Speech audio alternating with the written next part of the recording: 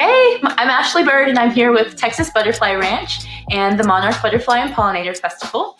I am the general manager. A big thank you to Gardopia for making this program accessible to all of us for free, to share with us what we can do for climate change and food security here in San Antonio. We're super grateful to be here, and I'm just going to take a little bit of time to share with everyone what we do with the Texas Butterfly Ranch to educate people about pollinators and the ecosystems that support both them and us.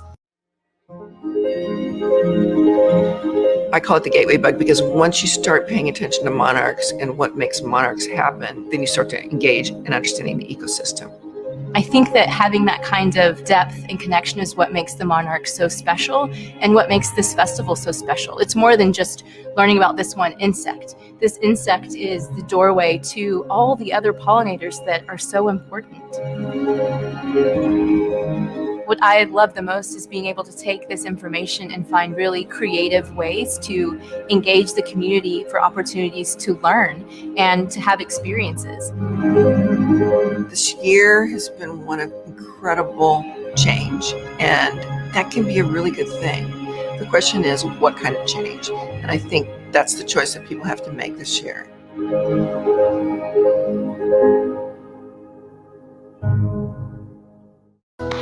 So the majority of what we do is just create educational experiences. We want to do things that really support the community in learning about how the actions that they take affect our ecosystem through our pollinators. So as an example, this year, of course, because of COVID, we had to make a really big pivot, like most of the organizations have had to do. And in doing so, we made all of our events completely virtual and free. You're welcome to go to texasbutterflyranch.com, where you can watch all of our seminars that we had online for free. But we brought in people such as Doug Tallamy. So Doug Tallamy wrote Nature's Best Hope, where he suggests that the best way that we can tackle climate change and saving our ecosystems is by planting on any piece of our private land or private property, at least half of it to be natural and native.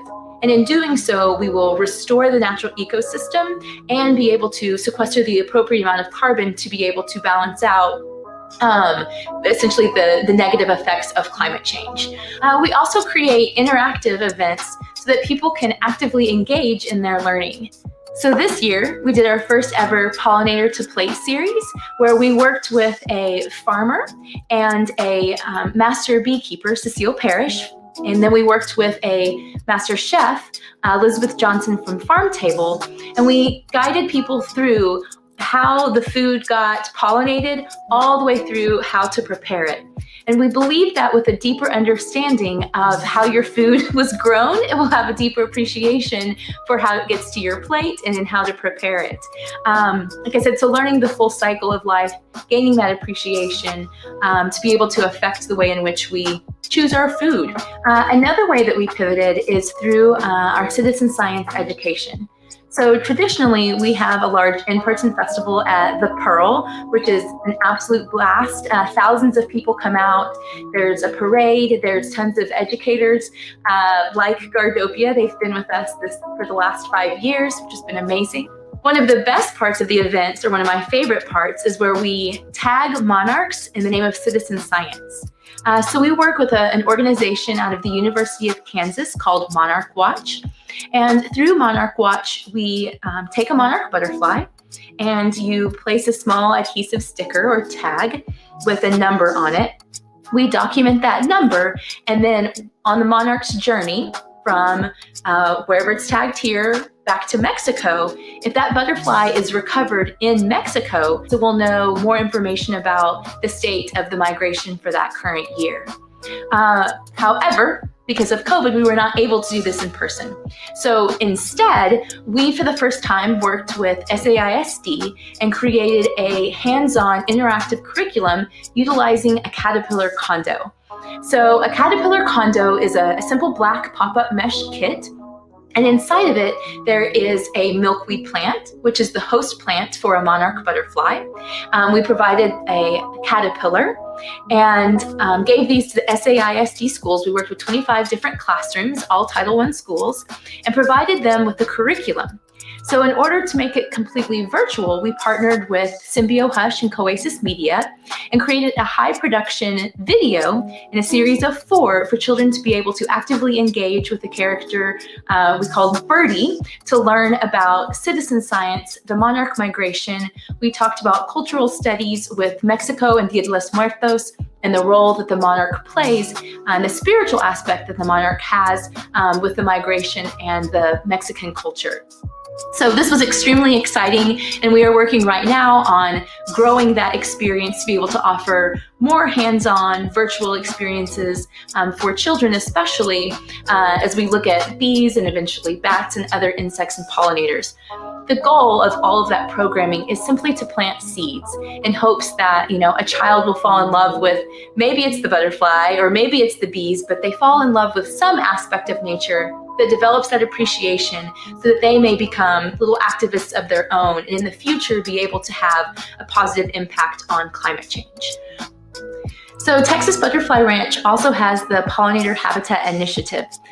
In response to the signing of the Mayor's Monarch Pledge, we agreed as a city to apply conservation and raise education and awareness about the monarch butterfly and for planting gardens and habitats for monarchs and other pollinators.